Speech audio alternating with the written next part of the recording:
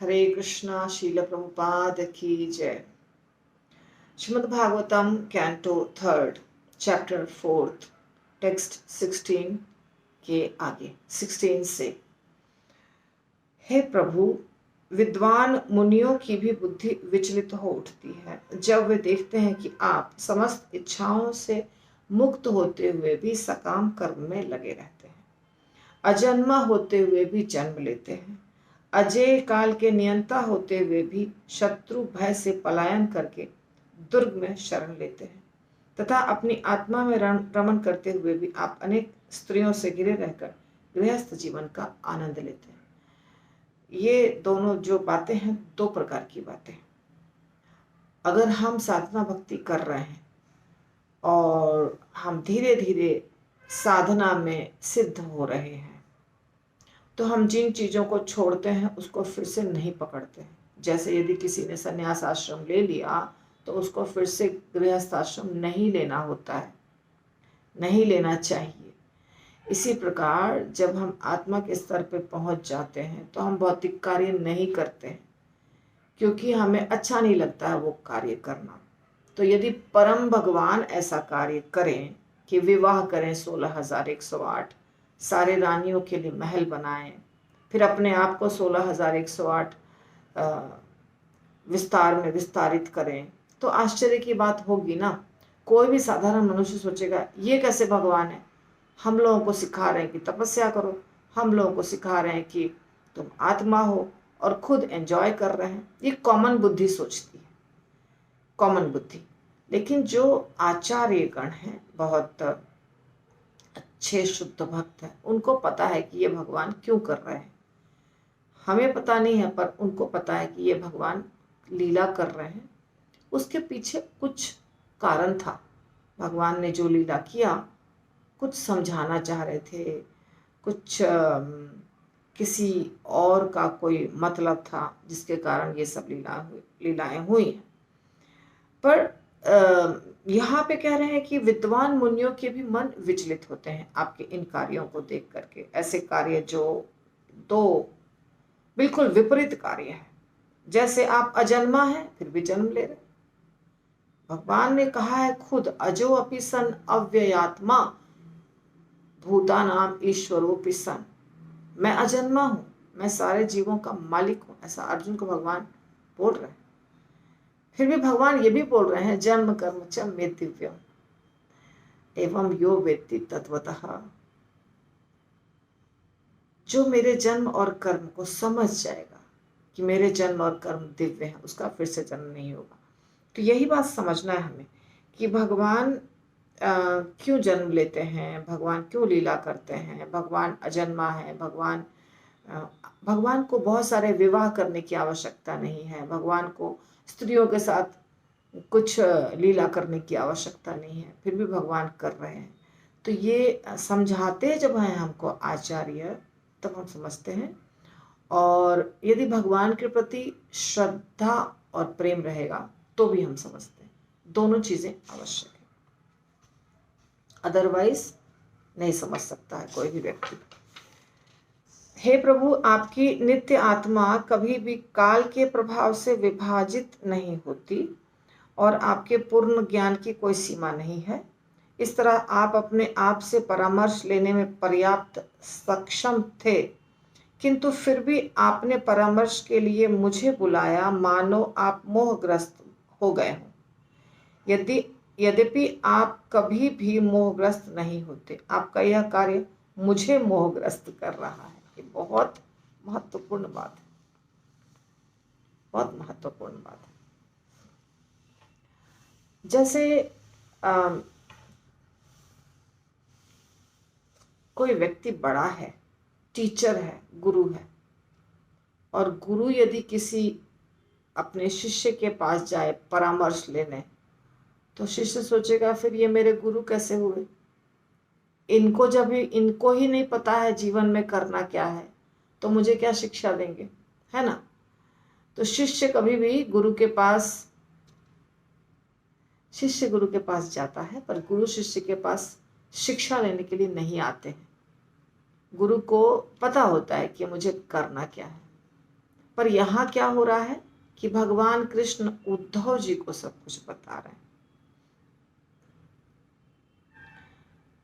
तो उद्धव जी कह रहे हैं कि आपके इस बात से तो मैं कंफ्यूज हो रहा हूं, मैं मोहग्रस्त हो रहा हूं कि आप जब सब कुछ जानते हैं तो मुझे क्यों बता रहे हैं। प्रभुपाद बताते हैं कि कृष्ण और उद्धव के बीच में जो चल रहा था, विचार विमर्श जो हो रहा था, वो मैत्रेय मुनि के लाभ के लिए था। मैत्रेय मुनि को कुछ अगर मैसेज देना है तो डायरेक्टली नहीं दे करके भगवान उद्धव से बात कर रहे थे, और उद्धव और भगवान के बीच में जो बातचीत हो रही थी उसको सुन करके मैत्रेय मुनि को फायदा होने वाला था। ये होता है, ये भी होता है। कई बातें ऐसी होती है जो हम बता नहीं सकते हैं मुंह से, हमें कुछ करना होता है और हमारे एक्शन से वो बात समझ में आती है दूसरे को। तो देखिए भगवान भी इसका सहारा लिए हैं। भगवान उद्धव जी से बात कर रहे हैं और मैत्रेय मुनि सिर्फ सुन रहे हैं वहां बगल में बैठ करके। प्रभुपाद कहते हैं मैत्रेय मुनि को समझाना था, मैत्रेय मुनि के लाभ के लिए ये कार्य हो रहा था। भगवान उद्धव को परामर्श के लिए बुलाते रहते थे। जब नगर पर जरासंध तथा अन्यों ने आक्रमण किया, जब उन्होंने द्वारकाधीश के रूप में अपनी नैतिक राजसिक कार्य के अंग स्वरूप महान यज्ञ किया, तो भगवान के लिए कोई भूत वर्तमान भविष्य नहीं होता है। भगवान के ऊपर तो काल का कोई प्रभाव नहीं होता है, वे शाश्वत हैं, आत्म प्रबुद्ध है, उन्हें सबसे ज्यादा ज्ञान है, सब कुछ पता है उन्हें, तो परामर्श की आवश्यकता नहीं है। तो बुलाएंगे तो आश्चर्य तो होगा, इसलिए उन्हें उसी रूप में देखना अच्छा होगा और उनकी व्याख्या करने का कोई प्रयास नहीं किया जाना चाहिए। तो ये आचार्य समझते हैं, क्योंकि आचार्य के हृदय में भगवान के लिए प्रेम होता है, इसलिए उन्हें समझ में आती है बातें। हमारे हृदय में अगर पहले ही संशय होगा कि ये भगवान है कि नहीं है, तो अगर यही संशय हो गया तो फिर सारे क्वेश्चंस तो उठेंगे ही। हमारे दिमाग में जो क्वेश्चंस उठते हैं ना, उसका कारण क्या है? उसका कारण है कि पहली बात विश्वास नहीं है भगवान के ऊपर पूर्ण रूप से। यदि भगवान के ऊपर पूर्ण विश्वास हो गया तो भगवान के कार्य के पीछे, कार्य जो भी भगवान कर रहे हो, जो भी कर रहे हो, तो उसके ऊपर क्यों हम क्वेश्चन मार्क लगाएंगे? क्वेश्चन मार्क लगाने का मतलब है कि भगवान के ऊपर विश्वास नहीं है। जैसे आप जिस साइंस को नहीं जानते हैं, जैसे आप कोई इंजीनियरिंग है, मैकेनिकल इंजीनियरिंग है, इलेक्ट्रिकल इंजीनियरिंग है, कुछ भी है, तो आप उसको नहीं जानते हैं, आप पढ़ाई नहीं किए, तो आप क्या करते हैं? उस एक्सपर्ट को बुलाते हैं और वो एक्सपर्ट क्या कहता है आपको कि आप मेरे काम के बीच में मत आइए, मुझे जो करना है करने दीजिए, आपको सिर्फ रिजल्ट से मतलब होना चाहिए। तो अगर आप बात सुनते हैं तो कार्य आपका ठीक से होता है, और यदि आप उसको सजेस्ट करने जाएंगे, तुमको ऐसे करना है, तुमको वैसे करना है, तुमको वैसे करना है, तो वो कार्य नहीं कर पाएगा अपना ठीक से, क्योंकि आपको तो जानकारी है नहीं, तो आप सजेस्ट नहीं करते हैं तो काम अच्छा होता है। इसी प्रकार यदि भगवान को हम भगवान मान लिए हैं कि ये भगवान हैं, कृष्ण परम भगवान हैं, तो कृष्ण भगवान क्या कर रहे हैं, कैसे कर रहे हैं, क्यों कर रहे हैं, इसके ऊपर हमको सोचना ही नहीं। हम सोचेंगे तो क्या होगा? हमारे पास है क्या उतनी बुद्धि भगवान के कार्य को समझने की? हम क्या पूरे विश्व को चला रहे हैं? हम इस ब्रह्मांड को भी नहीं चला सकते, हम अपने घर को भी चलाना मुश्किल है हमारे लिए। देश को, राज्य को, ब्रह्मांड को, ब्रह्मांड के आगे वैकुंठ को, गोलोक धाम को, ये सब चलाना क्या संभव है? चलाना क्या, इसके बारे में हमारा दिमाग काम नहीं करेगा, हम सोच भी नहीं सकते। पर भगवान वो सब चला रहे हैं। जब अगर भगवान वो सब कुछ चला रहे हैं तो भगवान जो भी कर रहे हैं सब सही ही होगा, उसके बीच में हमें कुछ सोचना ही नहीं है। सच बात है कि नहीं, बताइए? अगर हम उसके बारे में सोचेंगे, सोचना तो फिर भी ठीक है कि हम सोच रहे हैं अरे भगवान ने ऐसे क्यों किया, ऐसा मान लीजिए हम सोच रहे हैं, हाँ ठीक है किया भगवान ने, पर हमको समझ में नहीं आ रहा है। लेकिन अगर हम ये सोच रहे हैं अरे भगवान ऐसे करते हैं, भगवान को ऐसे नहीं करना चाहिए, भगवान ऐसे भगवान थोड़ी होते हैं। अगर ये सब हम बोलना शुरू कर दिए और सोचना शुरू कर दिए, मतलब खत्म। इसका मतलब आप भगवान को भगवान समझे ही नहीं। तो जो आचार्य गण होते हैं, शुद्ध भक्त होते हैं, उनको भगवान इसीलिए बुद्धि देते हैं क्योंकि उनको विश्वास रहता है भगवान पर। जब हमें भगवान पर विश्वास रहेगा तो भगवान हमें बुद्धि देंगे कि हाँ, मैं ये जो कार्य कर रहा हूं इसका ये उत्तर है। और विश्वास नहीं रहेगा, कुछ भी बुद्धि नहीं मिलेगी और विनाश हो जाएगा हमारा। विनाश काले विपरीत बुद्धि होता है ना, वैसा हो जाएगा कि थोड़ी भी जो भक्ति थी वो भी खत्म हो जाएगी। इसलिए पहले विश्वास, भगवान के ऊपर विश्वास। भगवान के ऊपर विश्वास होने के बाद सारे प्रश्नों के उत्तर मिलेंगे। यदि भगवान के ऊपर विश्वास नहीं है, कोई भी प्रश्न का उत्तर नहीं मिलेगा। तो हे प्रभु, यदि आप हमें समझ सकने के लिए सक्षम समझते हो तो आप हमें वह दिव्य ज्ञान बतलाएं जो आपके विषय में प्रकाश डालता हो और जिसे आपने इसके पूर्व ब्रह्मा जी को बतलाया है। तो उद्धव जी कह रहे हैं कि आपकी जो कार्य है, आपकी जो बातें हैं वो हमें मोह में डाल रही है। मैं भ्रमित हो रहा हूँ, आप ऐसा कार्य कर रहे हैं। तो ऐसा कुछ आप हमें बतलाइए जो हमें समझ में आए कि आपकी लीलाएं ऐसी क्यों हो रही हैं। जब मैंने भगवान से अपनी यह हार्दिक इच्छा व्यक्त की तो कमल नेत्र भगवान ने मुझे अपनी दिव्य स्थिति के विषय में उपदेश दिया। उद्धव जी को भगवान ने बहुत अच्छा उपदेश दिया। 11वें स्कंध में उसका वर्णन है। मैंने अपने आध्यात्मिक गुरु भगवान से आत्मज्ञान के मार्ग का अध्ययन किया है, अतएव उनकी प्रदक्षिणा करके मैं उनके विरह शोक से पीड़ित होकर इस स्थान पर आया हूँ। उद्धव जी बता रहे हैं। उद्धव जी भगवान से बातचीत कर लिए और फिर भगवान उस स्थान को छोड़कर इधर चले आए। भगवान तो उद्धव जी को बद्रिकाश्रम भेज रहे थे और उद्धव जी नहीं गए बद्रिकाश्रम। तो हे विदुर, अब मैं उनके दर्शन से मिलने वाले आनंद के अभाव में पागल हो रहा हूँ और इसे कम करने के लिए ही अब मैं संगति के लिए हिमालय स्थित बद्रिकाश्रम जा रहा हूँ, जैसा कि उन्होंने मुझे आदेश दिया था। तो उन्होंने कहा था उद्धव जी को, तुम बद्रिकाश्रम चले जाओ।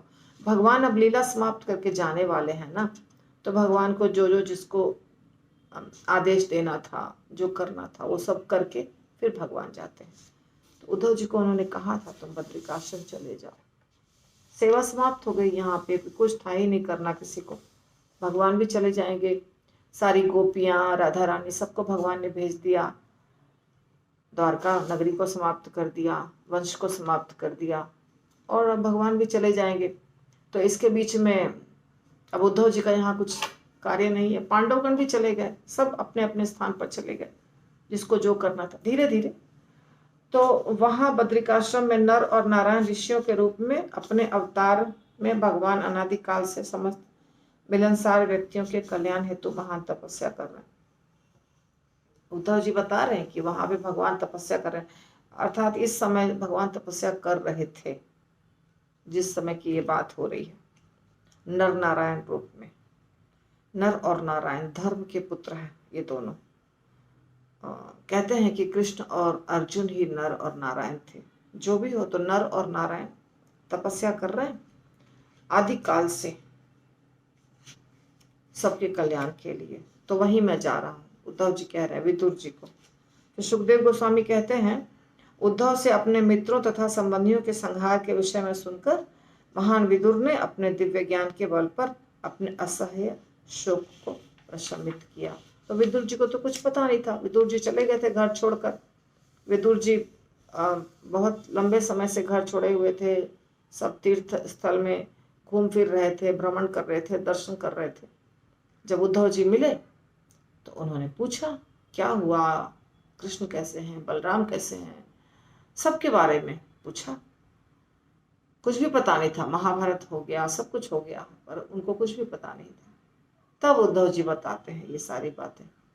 भगवान भी चले गए और युद्ध भी हुआ, सब हुआ, सब कुछ समाप्त हो गया। विदुर जी बुद्धिमान व्यक्ति थे और भक्त भी थे, तो अपने ज्ञान के बल पे उन्होंने अपने आप को शांत कर लिया। भगवान के मुख्य तथा अत्यंत विश्वस्त भक्त उद्धव जब जाने लगे तो विदुर ने स्नेह तथा विश्वास वश उनसे प्रश्न किया। देखिए, जीवन में सुख और दुख सबके आता ही है, सुख और दुख आना ही है सबके जीवन में। लेकिन अगर विदुर के समान बुद्धिमान हैं तो सह लेंगे, और बुद्धिमान नहीं है तो नहीं सह पाएंगे। विदुर जी आराम से सह लिए। क्यों? क्योंकि विदुर जी बुद्धिमान थे। कैसा बुद्धि? आध्यात्मिक। आध्यात्मिक ज्ञान और आध्यात्मिक बुद्धि होना आवश्यक है। भौतिक बुद्धि से कुछ बात समझ में नहीं आएगी। भौतिक बुद्धि क्या होती है? धन को बड़ा करो, ज्यादा ज्यादा ज्यादा ज्यादा धन, और परिवार और भोग विलास, इसके सिवा कुछ नहीं है। धन ज्यादा इकट्ठा करो, उसके लिए कमाओ जो करना है, जो भी तरीके से, फिर परिवार बड़ा करो, और फिर पूरा परिवार और खुद सब मिलके धन का भोग करो, और जो उस भोग के बीच में बाधा डालता है उसको हटा दो। ये है भौतिक बुद्धि। आध्यात्मिक बुद्धि क्या है? सब कुछ भगवान का है, सृष्टि भगवान किए हैं, चला रहे हैं भगवान, थोड़े समय के लिए हम हैं, चले जाएंगे, शरीर बदलता रहता है, अभी ये शरीर है फिर दूसरा शरीर मिलेगा, इसीलिए ज्यादा आसक्ति नहीं। जो फ्रूटफुल है, जो काम होने वाली चीज है, जो हमें काम देगी भविष्य में, वो है हमारे कर्म। कर्म यानी हमारे शरीर से जो हम कर रहे हैं। तो शरीर से हमें ऐसा करना है जो बहुत लाभदायक हो। वो क्या चीज है? भगवान की भक्ति।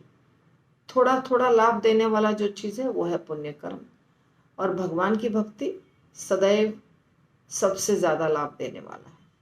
तो इसलिए बुद्धिमान व्यक्ति वो कार्य ज्यादा महत्व देकर करते हैं।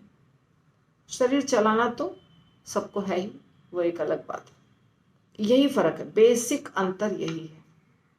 बेवकूफ और बुद्धिमान के बीच में यही अंतर है, या अज्ञानी और ज्ञानी के बीच में यही अंतर है। ज्ञानी नहीं कह सकते हैं, असली ज्ञान, दिव्य ज्ञान, आध्यात्मिक ज्ञान, वो हमें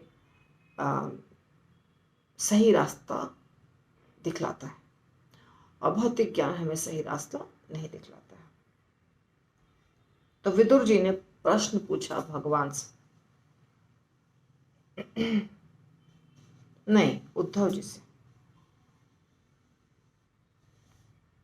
उद्धव जी से विदुर जी ने प्रश्न पूछा, हे उद्धव, चूंकि भगवान विष्णु के सेवक अन्यों की सेवा के लिए विचरण करते हैं, अतः यह उचित ही है कि आप उस आत्मज्ञान का वर्णन करें जिससे स्वयं भगवान ने आपको प्रबुद्ध किया है।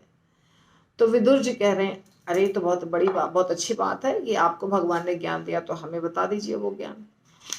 अगर भगवान ने सीधा ज्ञान दिया है किसी भी व्यक्ति को तो सुनने में बहुत अच्छा लगेगा, फायदेमंद है। अब भगवान कृष्ण ने अर्जुन को ज्ञान दिया था, कब दिया था? 5000 साल पहले, पर आज तक हमको उससे फायदा हो रहा है। इसी प्रकार उद्धव जी को जो भगवान ने ज्ञान दिया वो सबके फायदे की चीज है, सुनना ही चाहिए।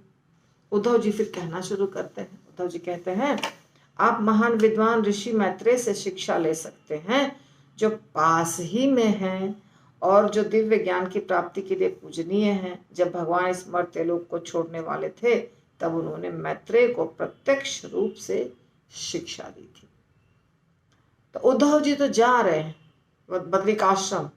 उद्धव जी ने विदुर जी को कहा, जो आप ज्ञान मेरे से लेना चाहते हैं वो ज्ञान मैत्रेय मुनि के पास भी है, तो मैत्रेय मुनि से सीधा सीधा ले लीजिए, क्योंकि मैत्रेय मुनि को भगवान ने ज्ञान दिया है जाने के पहले, बहुत महत्वपूर्ण ज्ञान।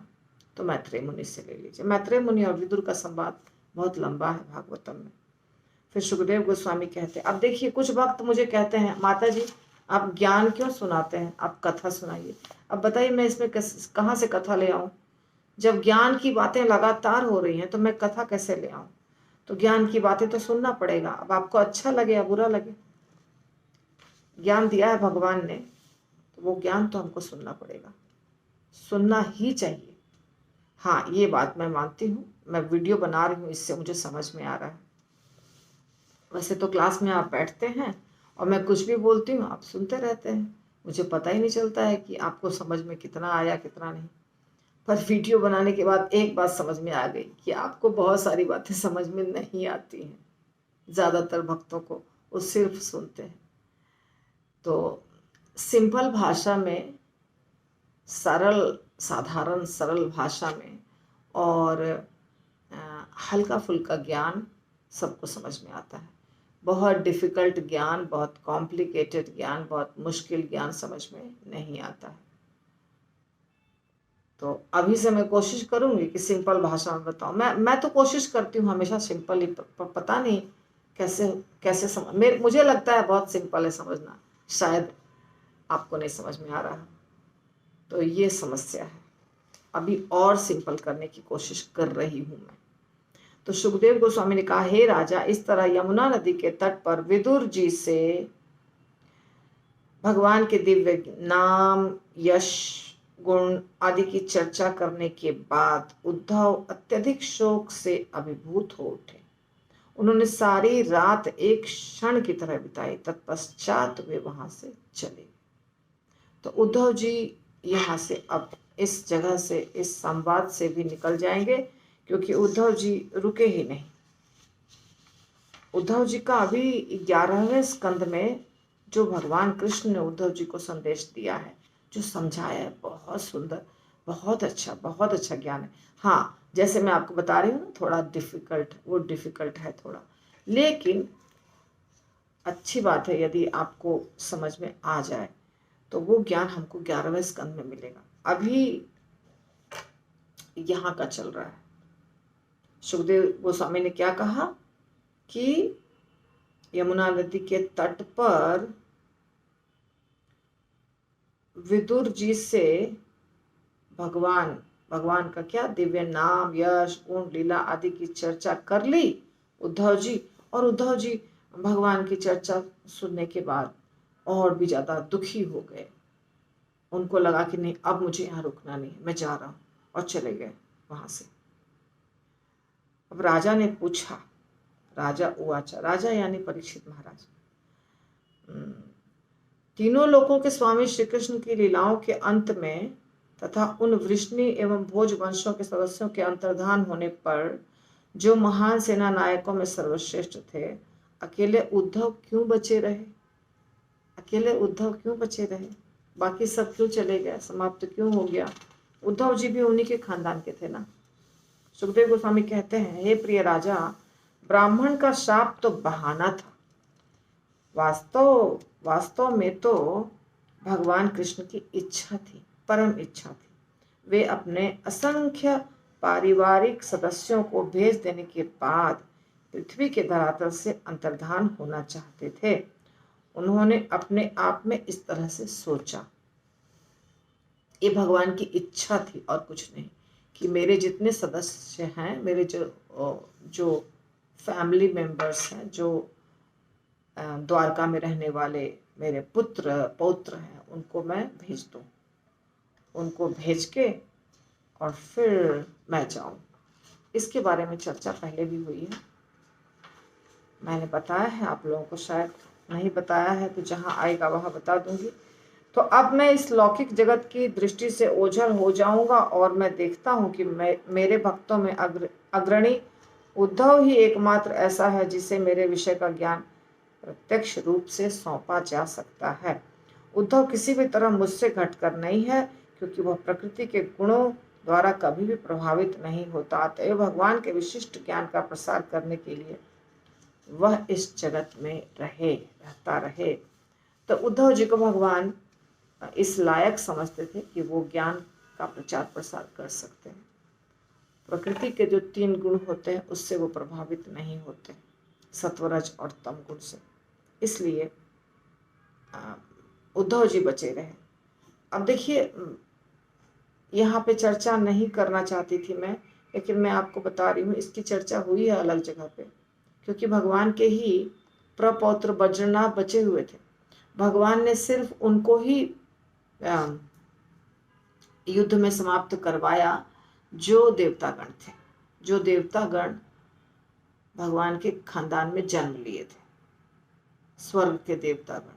लेकिन जो गोलोक धाम से आए थे वो रहे, उनका नाश नहीं हुआ था। अब ये किधर है मुझे नहीं याद आ रही है कि यहाँ पहले हमने कर लिया है कि आगे आएगा, क्योंकि ये मैंने बताया है ऑलरेडी आप लोगों को किसी दूसरे वीडियो में।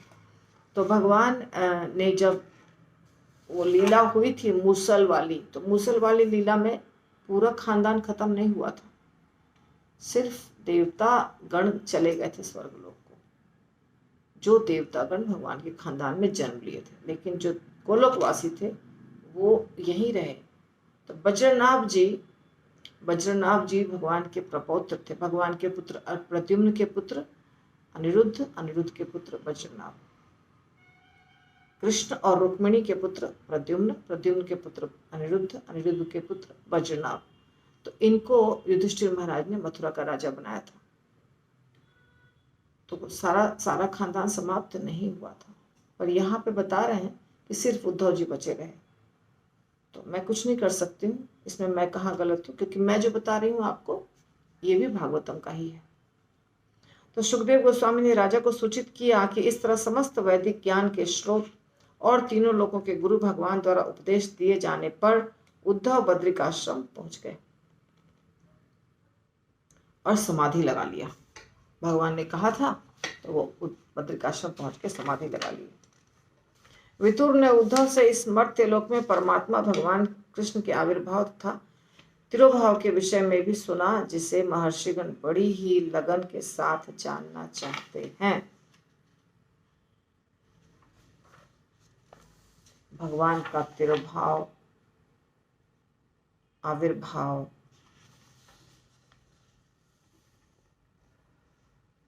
भगवान के यशस्वी कर्मों तथा मर्त्य लोक में असाधारण लीलाओं को संपन्न करने के लिए उनके द्वारा शरीर धारण करने उनके द्वारा धारण किए जाने वाले विविध दिव्य रूपों को समझ पाना उनके भक्तों के अतिरिक्त अन्य किसी के लिए अत्यंत कठिन है, और पशुओं के लिए तो वे मानसिक विक्षोभ मात्र है। पशु क्या समझेंगे, मनुष्य के लिए मुश्किल है। क्यों भगवान विभिन्न प्रकार के रूपों को धारण करते हैं, अवतार जिसे हम कहते हैं, वो ऐसा क्यों होता है, उसको भी समझना था। यह सुनकर कि भगवान कृष्ण ने उनका स्मरण किया था, विदुर प्रेम भाव से अभिभूत होकर जोर जोर से चिल्लाने लगे। यमुना नदी के तट पर कुछ दिन बिताने के बाद स्वरूप सिद्ध आत्मा विदुर गंगा नदी के तट पर पहुंचे, जहां मैत्रेय मुनि स्थित थे। तो उद्धव जी ने कहा था ना कि मैत्रेय मुनि से पूछ लीजिए, तो मैत्रेय मुनि के पास विदुर जी पहुंचते हैं गंगा नदी के तट पर, दूसरे स्थान पर। तो ये जो चैप्टर है ये समाप्त हो गया। अगला चैप्टर होगा मैत्रेय से विदुर की वार्ता, तो हम वो अगले एपिसोड में लेंगे। श्रील प्रभुपाद की जय। यदि वीडियो अच्छा लगता है तो प्लीज़ लाइक, शेयर और सब्सक्राइब कर दीजिए। हरि बोल।